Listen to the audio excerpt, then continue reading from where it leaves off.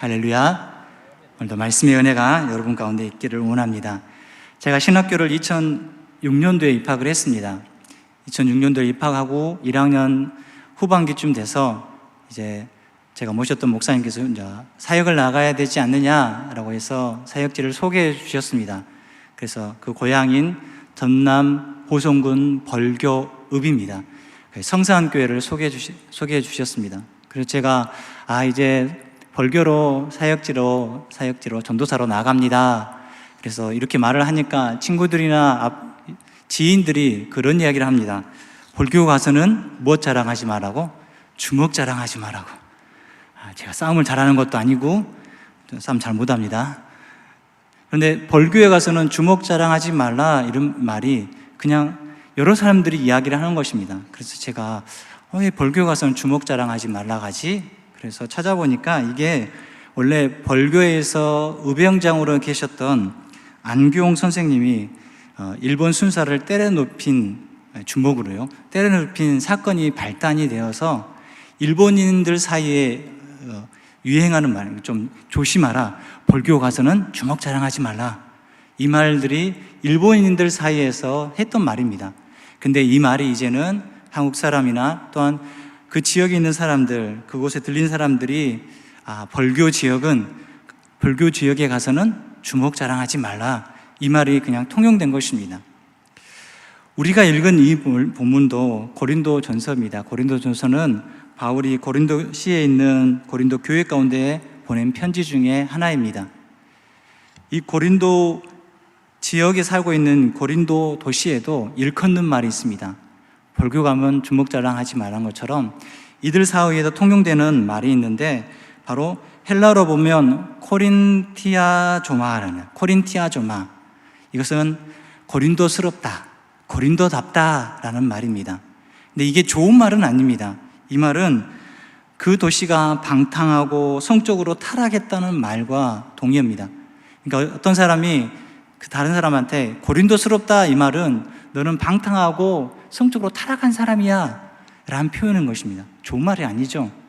근데 이런 지역을 가운데 바울이 교회를 세운 것입니다.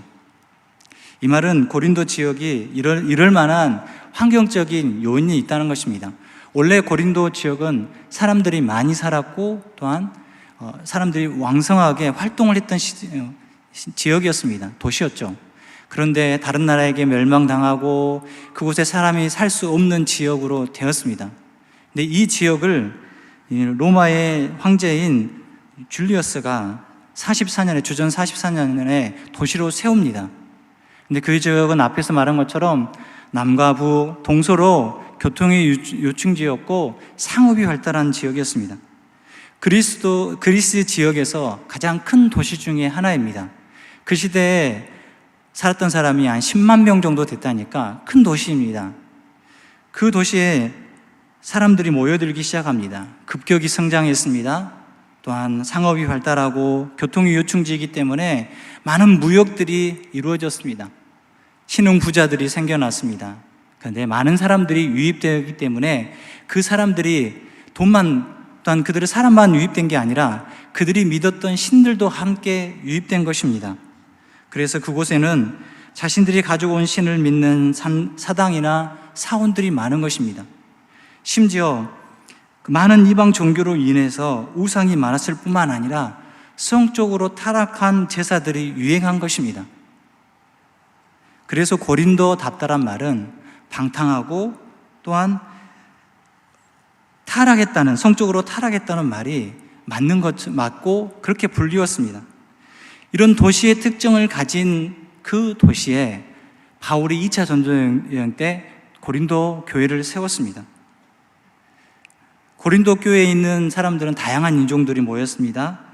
노예나 자유인이나 유대인이나 이방인이나 서로 뒤섞이며 살고 있었습니다.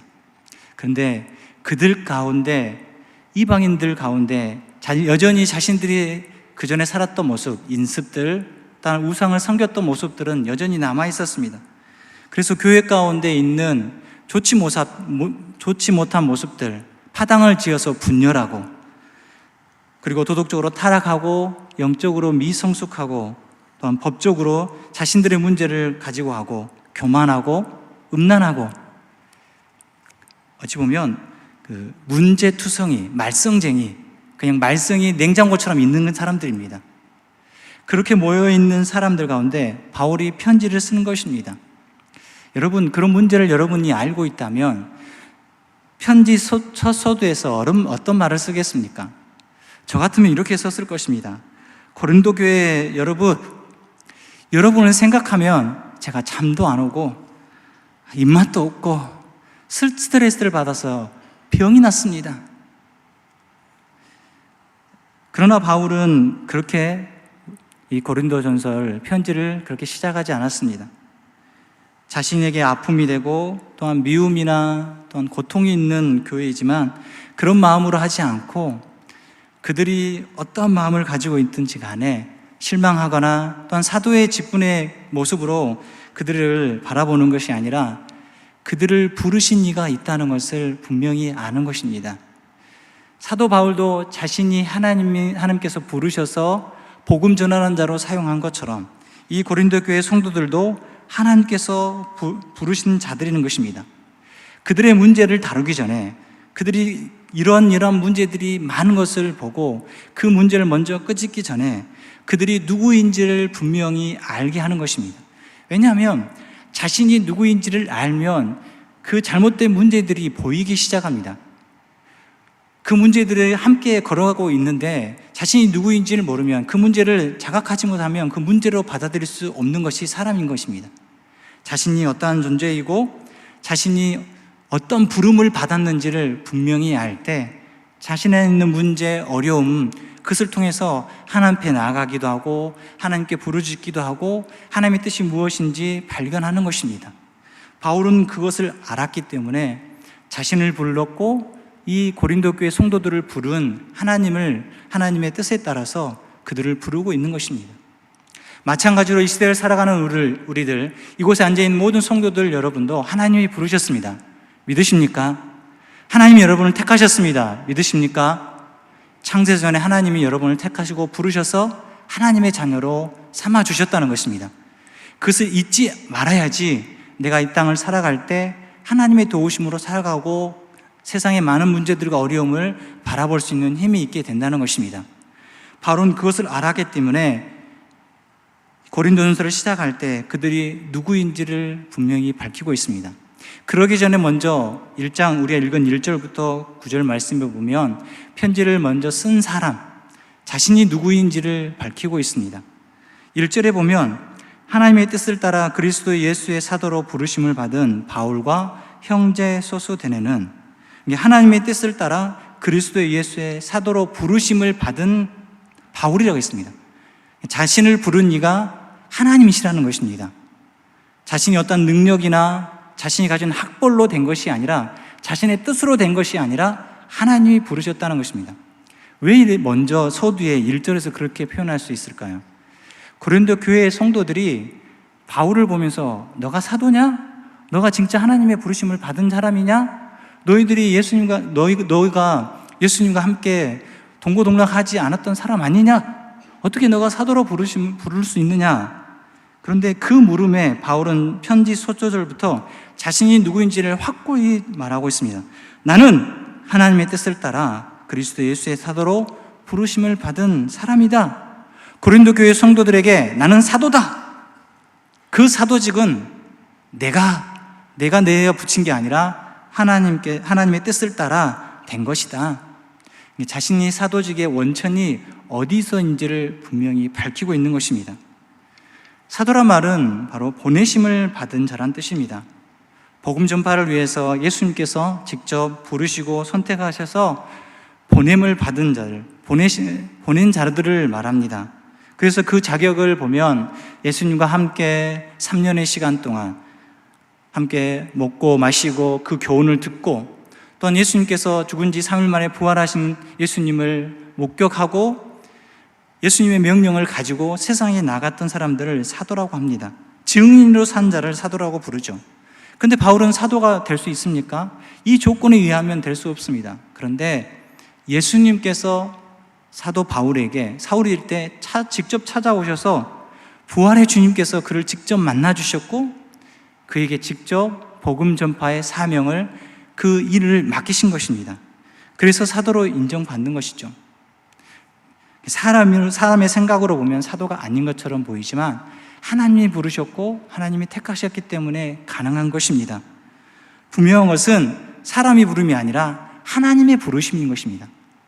마찬가지로 사역자로 부른 우리 모두, 여기서 있는 저뿐만 아니라 우리 모두는 다 하나님께서 부르셨습니다.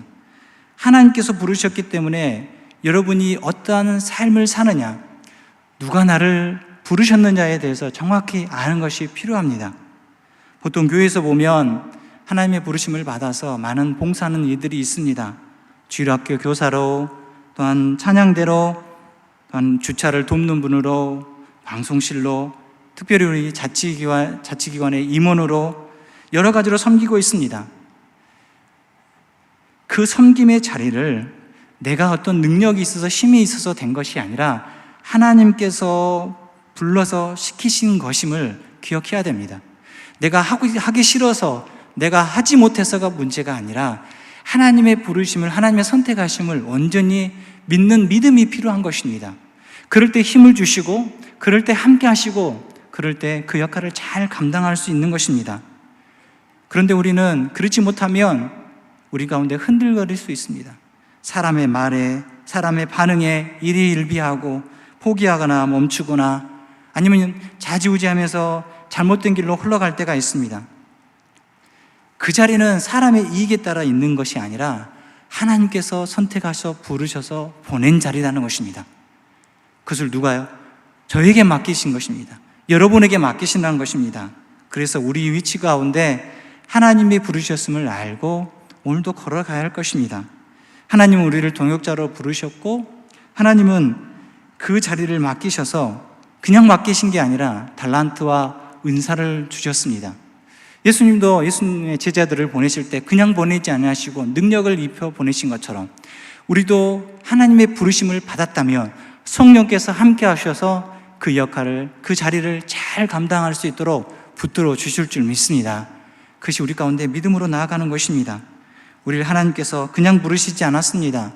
특별히 바울만 부르셔서 복음을 전하는 자로, 다른 사람을 세우는 자로, 교회를 세우는 자로 부른 것뿐만 아니라 우리 모두를 부르셨고 우리를 모두를 하나님의 자녀로 부르셨다는 것을 잊지 마시고 내가 그 자리에 나아갈 수 있도록 하나님께 기도하십시오.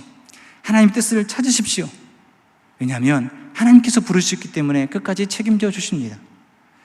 저도 앞에서 말씀드린 것처럼 신학을 하기 전에 도망 다녔습니다.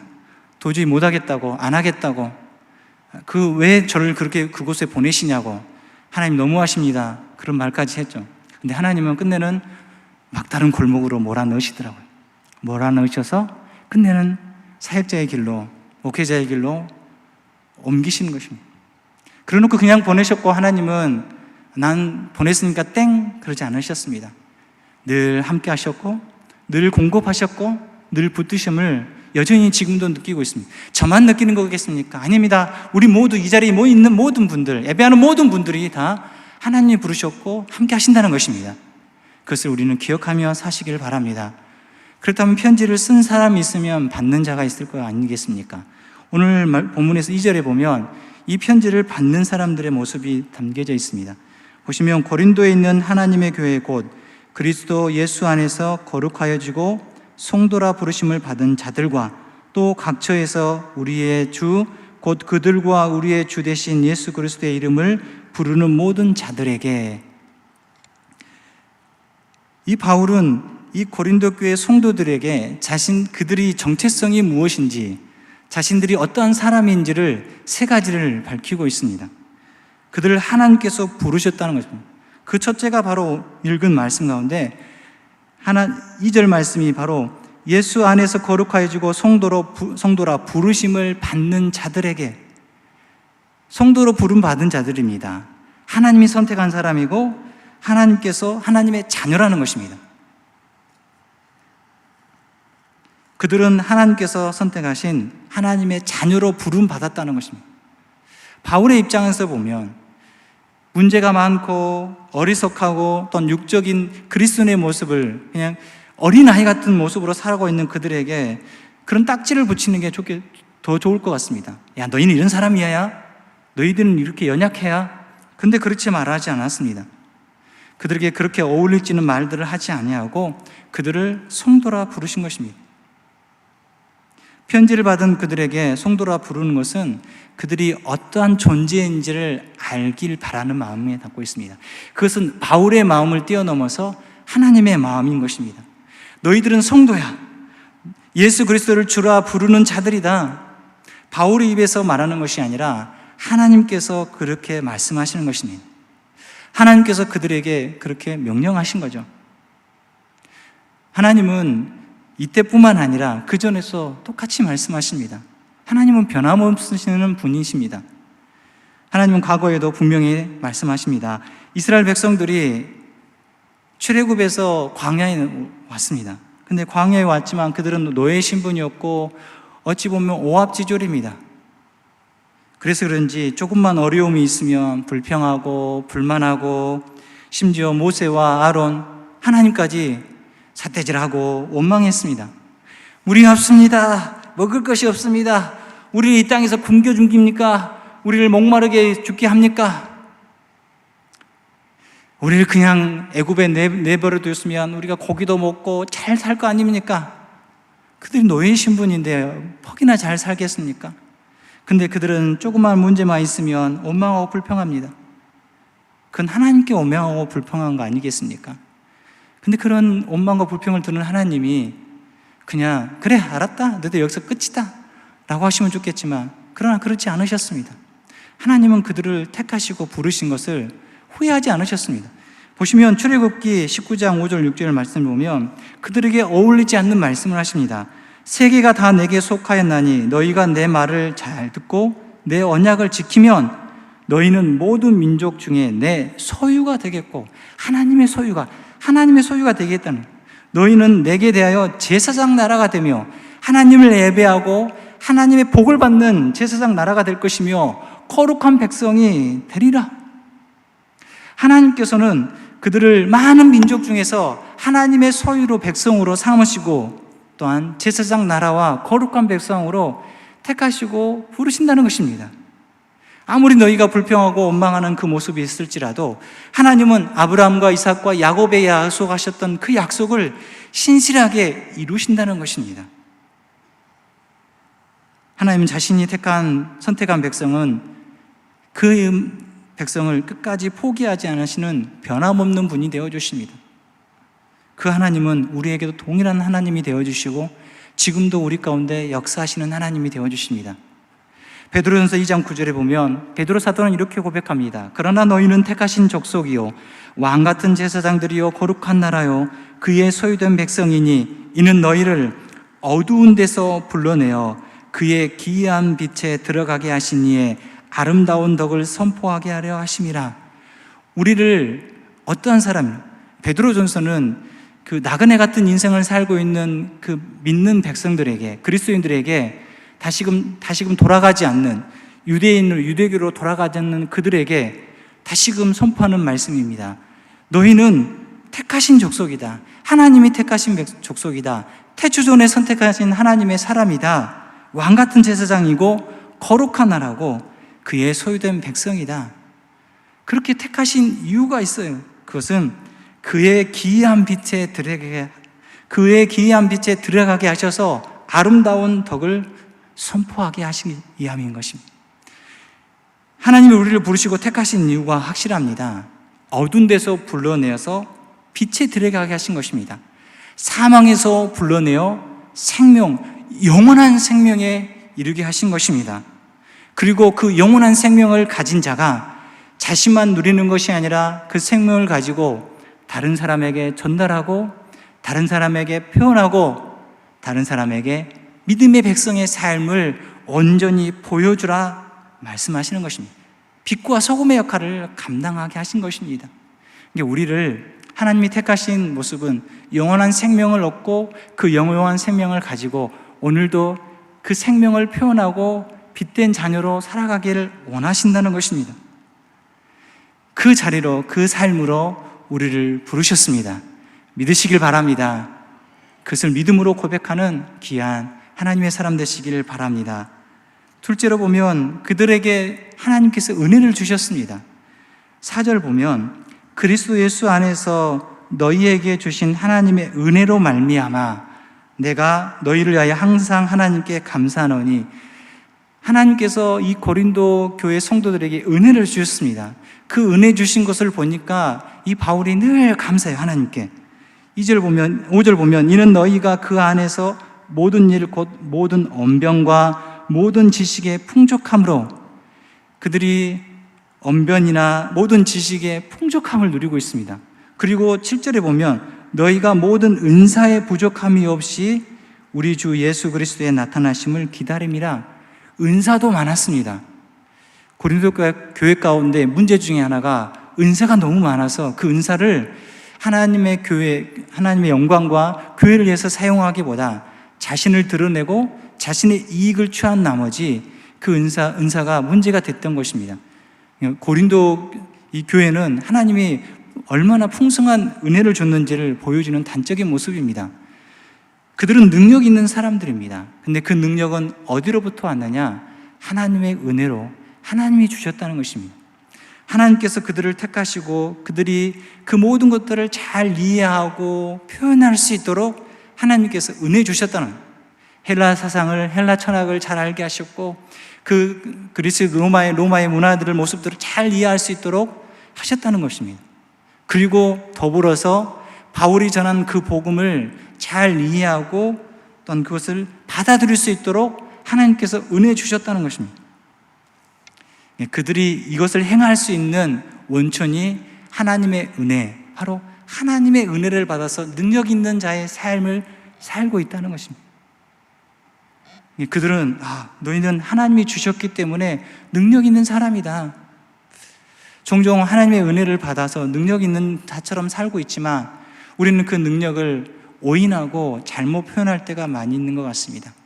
내가 그것을 하는 것처럼 보이고 내가 그것을 할 수 있다라고 여기는 어리석음이 우리 가운데 있지 않도록 우리는 잘 살펴야 할 것입니다. 하나님이 우리 각각 모든 사람들에게, 여기 있는 모든 사람들에게 은사와 달란트를 주셨습니다. 그것을 주신 이유는 자기 자신도 자신에게 유익하지만 특별히 교회의 유익을 위해서 주셨다는 것을 잊지 마시길 바랍니다. 그것을 주신 이가 하나님이십니다. 마지막으로 보면 셋째, 그들의 미래까지 하나님께서 끝까지 책임져 주신다는 것입니다. 오늘 8절 말씀 보면 주께서 너희를 우리 주 예수의 날에 책망할 것이 없는 자로 끝까지 경고하게 하시리라. 우리 주 예수 그리스도의 날, 그리스도의 날은 신약에서 보면 보통 재림의 날, 또한 마지막 심판의 날이기도 합니다. 하나님께서 마지막 날까지 구원으로 인도하실 것이다. 너희들이 흠이 있다, 책망할 것이 분명히 있다. 그러나 그것을 보지 않고 그것을 다 하나님께서 없이 하시고 책망받은 일을 통해서 하나님께서 너희를 심판하시지 아니하고 너희를 온전히 구원에 이르기까지 하나님께서 인도하신다는 것입니다. 그들이 어떤 노력을 해서, 어떤 자랑이 있어서, 어떤 열심에 있어서 심판에서 벗어나서 영원한 생명을 얻는 것이 아니라, 흠이 없어서 된 것이 아니라 그들을 끝까지 세우시는 하나님이 미쁘시기 때문입니다. 말씀 보면 9절에 보면 너희를 불러서 그의 아들 예수 그리스도 우리 주와 더불어 교제하게 하시는 하나님은 미쁘시도다. 하나님이 미쁘시기 때문에 가능한 것입니다.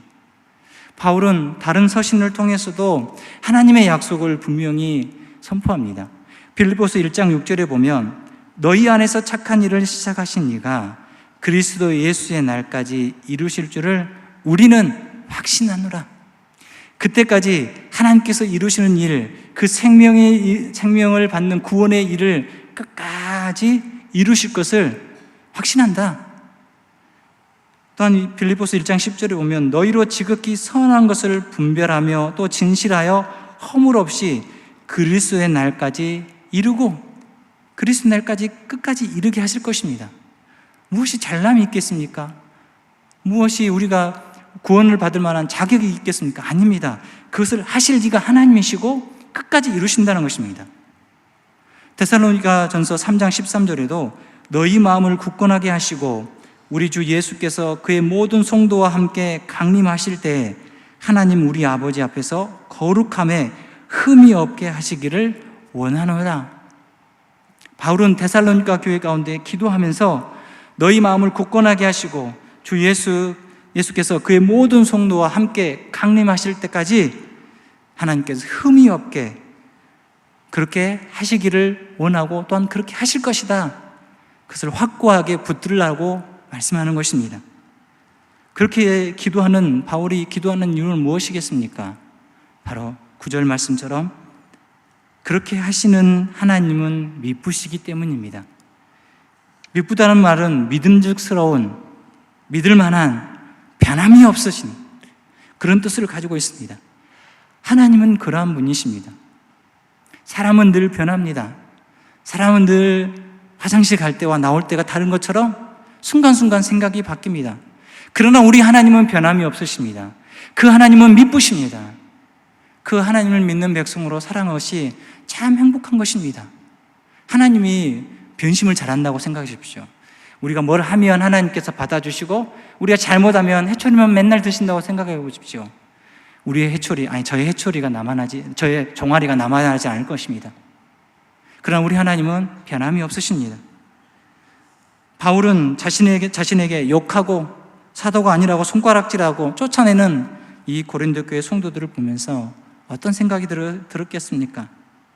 실제로 보면 고린도 교회 성도들은 죄를 쉽게 짓고 타당도 지어서 서로 물어뜯고 교만하고 성적인 죄도 범하는 어리석은 자들입니다. 그들을 격려하고 칭찬하기가 쉽지 않습니다.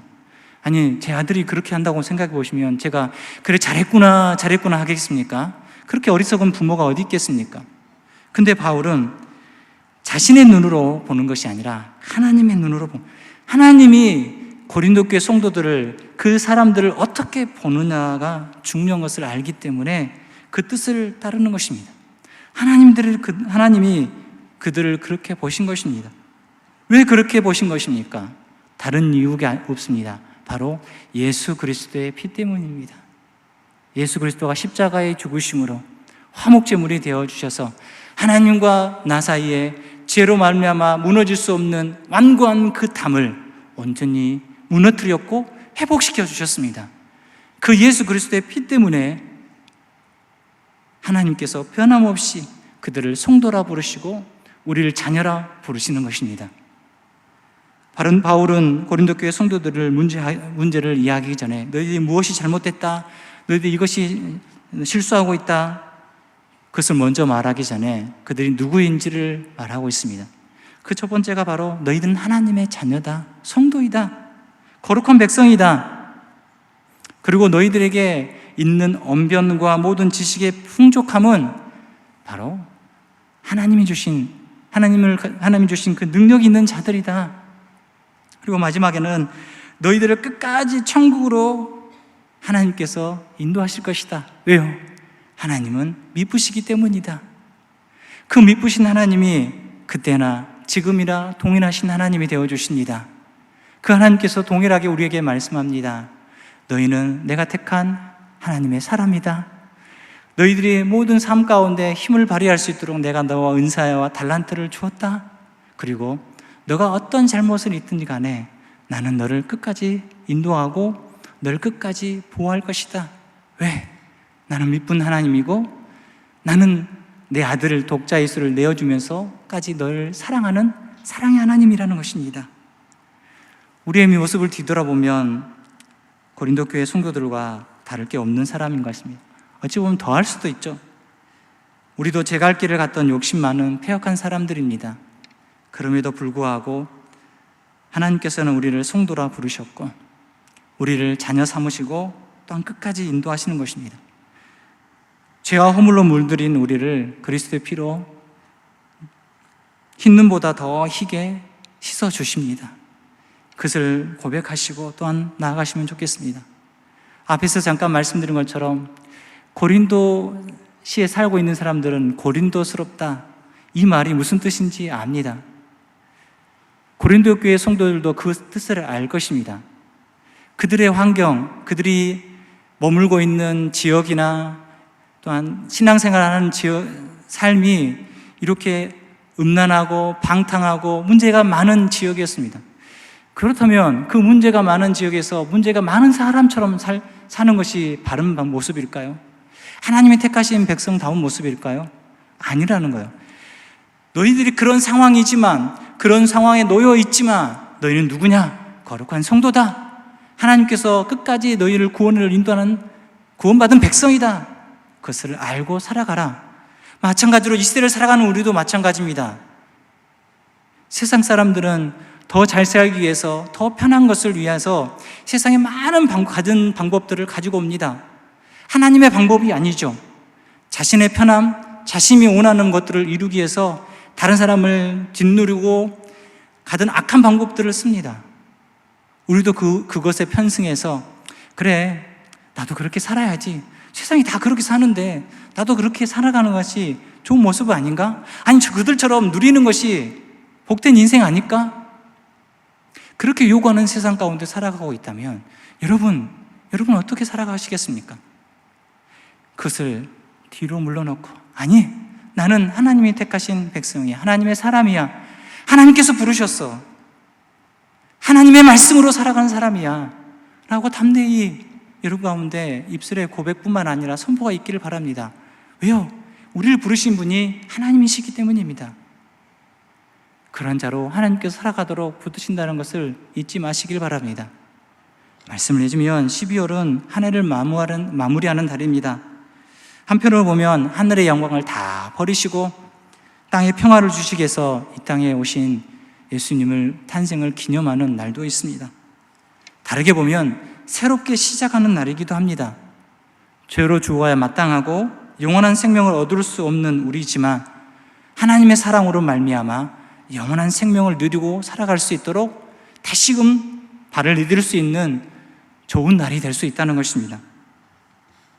바울이 그들의 잘못을 말하기 전에 그들이 어떤 사람인 것을 말한 것처럼 우리가 12월 한 달을 생각해 보며 또한 살아온 인생을 뒤돌아보면서 나의 잘못, 나의 어리석음보다 하나님 나를 선택하시고 부르셨음을 알고 다시금 그 문제나 환경을 어떻게 바라보고 어떻게 생각해야 할지를 하나님 앞에 또한 고백하며 나아가시는 귀한 우리 성도들이 되기를 바랍니다.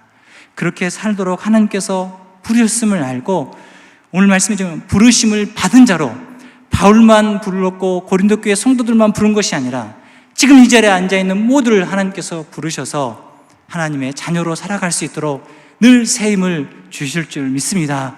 믿음의 아름다운 고백이 있기를 간절히 축원합니다.